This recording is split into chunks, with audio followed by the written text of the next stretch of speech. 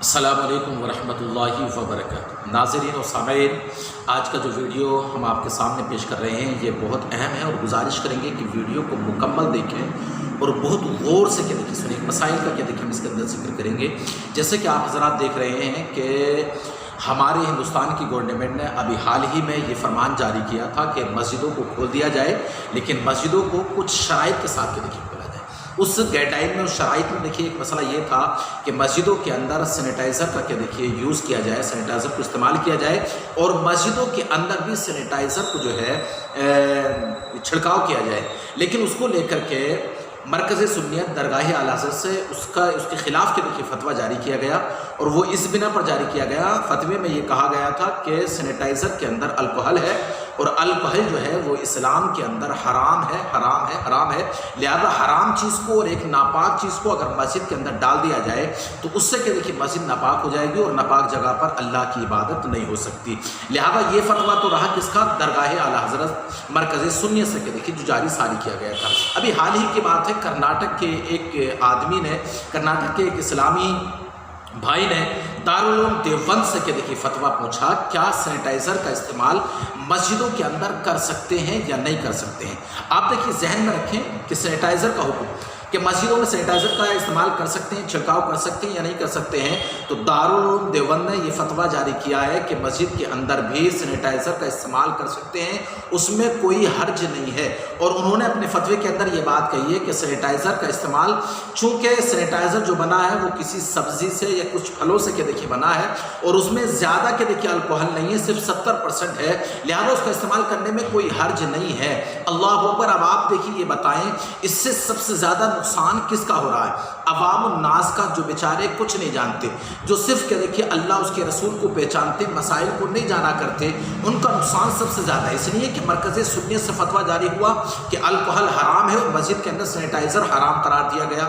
اس کے علاوہ دوسری چیزوں کو استعمال کرنے کا حکم دیا، لیکن دارالعلوم دیوبند نے فتویٰ یہ دے دیا کہ سینیٹائزر کا استعمال کر سکتے ہیں، اس لیے کہ وہ اس میں زیادہ الکحل نہیں ہے۔ آپ مجھے بتائیں، شراب ہی ہوتی ہے، اگر کسی آدمی نے، دیکھیے شریعت کا حکم سمجھیں، شریعت کا حکم یہ ہے کہ اگر ایک گلاس پانی میں، ایک گلاس سمجھ لو پانی ہے، اور اس میں ایک بوند بھی شراب گر گئی تو پورا پانی ناپاک ہو گیا، اور شراب کے حکم میں ہے۔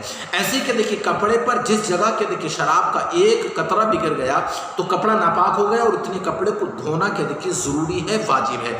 لہذا ایسے کہ پیشاب کو آپ جانتے ہیں کہ پیشاب ہی ہوتا ہے، اگرچہ وہ ایک بوند بھی ہو، اگرچہ وہ پورا ایک گلاس بھر کر کے بھی ہو، لہذا اس کا حکم پیشاب کا ہی ہوگا۔ یہ کیسا ہو سکتا ہے کہ اس میں ایک گلاس پانی میں ایک بوند پیشاب کا قطرہ ہے تو اس کا حکم بدل جائے گا؟ ایسا نہیں ہو سکتا۔ دیکھیے عوام الناس اس مسئلے کو لے کر کے بہت بے چین ہے، بہت بے قرار ہے، کہ دارالعلوم دیوبند نے فتویٰ دے کر کے تمام مسلمان حلقوں میں بے چینی پیدا کر دی، اور خصوصاً ان لوگوں کے منہ پر تماچا لگایا دارالعلوم دیوبند کے فتوے نے، جو ہمیشہ یہ کہتے ہیں کہ اتحاد کیا جائے، مسلمانوں کی جماعتوں میں اتحاد پیدا کیا جائے۔ آپ مجھے بتائیں، وہ اتحاد کے نغمہ گانے والے اب کہاں چلے گئے؟ ارے میں جب سب سے پہلے فتویٰ جاری کر دیا گیا، اور اسی شریعت سے، جس شریعت کو دارالعلوم دیوبند والے بھی مانتے ہیں، اسی شریعت سے فتویٰ جاری کیا گیا کہ یہ جو مسئلہ ہے سینیٹائزر کا، یہ حرام ہے، اس لیے کہ اس میں الکحل ہے، اور الکحل بھی 70% ہے۔ 70% ہے کہ کیا یہ ضروری ہے کہ کسی بوتل کے اندر 70% شراب ہو اور باقی 30% پانی ہو، تو کیا اس کا حکم شراب کا نہیں لگ سکتا؟ لہذا اس کا حکم شراب ہی کا لگے گا۔ لہذا وہ لوگ جو اتحاد کا نغمہ گانے والے ہیں، میں ان سے کہنا چاہوں گا، تمہارے اتحاد کا کیا ہوا؟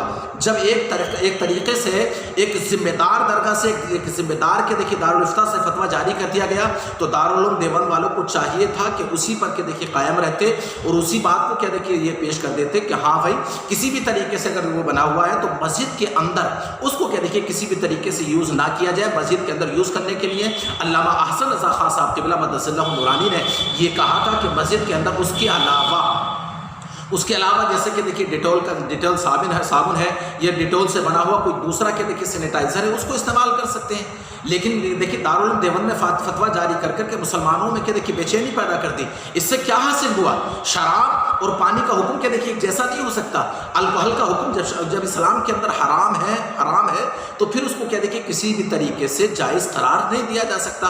لہذا دارالعلوم دیوبند کا فتویٰ آج بھی کیا دیکھیے گمراہ کن ہے، اور اس نے کیا دیکھیے بہت سارے مسلمانوں کو گمراہ کرنے کے لیے یہ میسج کے دیکھیے سامنے رکھا. اور خصوصاً کہ دیکھیے اب مسلمانوں میں اتفاق اور اتحاد کی کیا دیکھیے جو بات گائی جا رہی تھی اس کا بالکل کیا دیکھیے بالکل جنازہ نکل چکا ہے. اس لیے کہ جب فتویٰ بریلی سے جاری ہو گیا تو اسی کو ماننا چاہیے تھا، اسی پر کہ دیکھیے اتفاق کرنا چاہیے تھا. لیکن ایسا نہیں ہو سکتا. آپ بات یاد رکھیں، یہ وہی لوگ ہیں جنہوں نے ملت کو اور اسلام کو کہ دیکھیے بیچ رکھا ہے.